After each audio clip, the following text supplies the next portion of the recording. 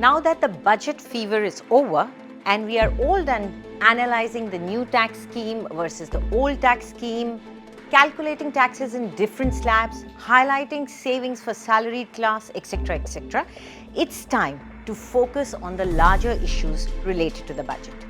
Hello and welcome to 360 Degree. I'm Anjali Istwal. The biggest issue is the budget is going to make the life of the common man better or not. First, let's understand what was the focus of this budget presented by Finance Minister Nirmala Sitharaman.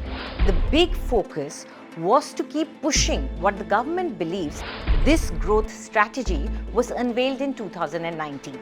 That means fiscal prudence, that is, spend less and earn more, and incentivize the private sector to invest more in the economy to create jobs and wealth. That is why government increased capital expenditure for financial year 2023-24 by a whopping 33% to 10 lakh crore from 7.5 lakh crore allocated in 2022-23, of which around 60% has been spent till December end.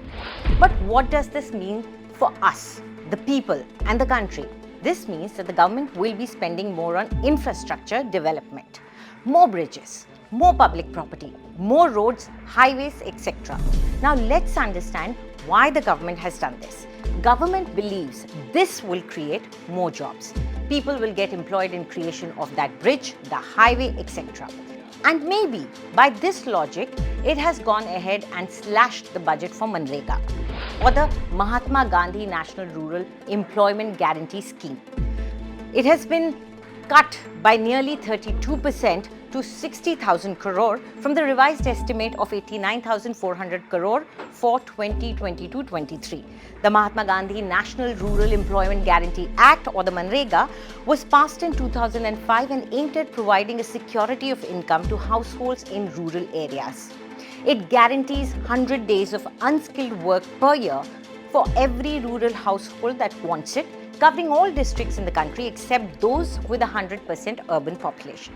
So by slashing the budget by almost one-third, the government is hoping people would get jobs building those bridges and those highways without the job guarantee of Manrega. Tricky calculation, isn't it?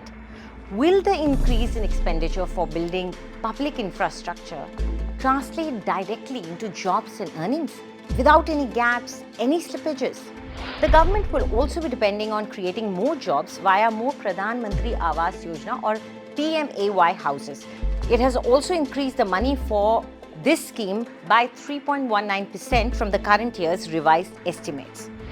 Last year, the government spent much more on building these houses than it had originally planned. If that is to continue this year as well, then it hopes to create jobs in building those houses.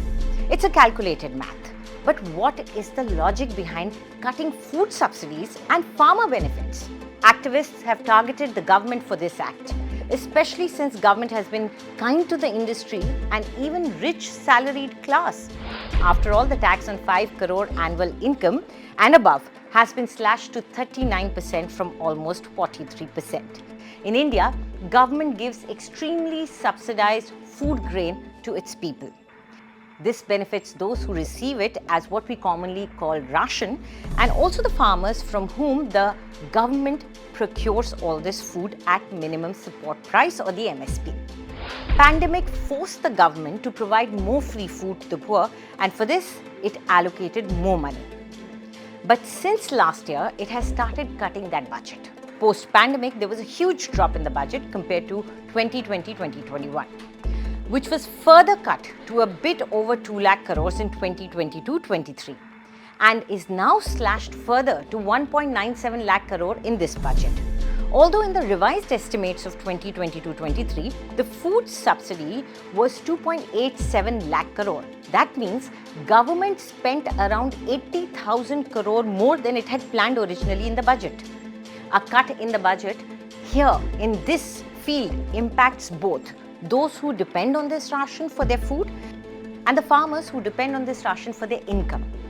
But this is not the only reason for the farmers to be upset with the budget. Many schemes for the farmers have seen drastic cuts. Market Intervention Scheme and Price Support, MISPSS, which was halved from 3,000 crore to 1500 crores in the last budget, it saw a further drastic cut to a measly 1 lakh rupees. This is for procurement of agricultural and horticultural commodities which are perishable in nature and are not covered under the price support scheme. Then is the PM Annadata Aay Sanrakshan Abhiyan or ASHA. This was 1500 crore in 2022. It was reduced to 1 crore and now in 2023 budget, it is measly 1 lakh rupees in budget. This scheme has various components to ensure income for the farmers. In a third such example, the allocation of Pradhan Mantri Kisan Samman Nidhi or the PM Kisan, under which eligible farmers' families get cash transfers of 6,000 rupees per year in 3 installments of 2,000 each, saw a cut of 8,000 crore rupees in the last budget. That also did not see any increase in this budget. While the farmer families might be fearing a fall in their income, their children will see a cut in allocated budget of Pradhan Mantri Poshan Shakti Nirman, or what we commonly know as the midday meal scheme. 11,600 crore of fund allocated are 9.37% less than the current year's revised estimates of 12,800 crore rupees. So while the government may be busy highlighting funds to encourage agri-startups called the Agriculture Accelerator Fund, the farmers and their families are concerned about their daily earnings. Less Manrega funds and more incentives to the private sector may be aimed at encouraging the industry to make more investments and create jobs. But then, to put it in the Honorable Finance Minister's words, the big question is, when will Hanuman start flying? Or will this industry-rupee Hanuman be happy in counting its pennies and eating its profit laddus only?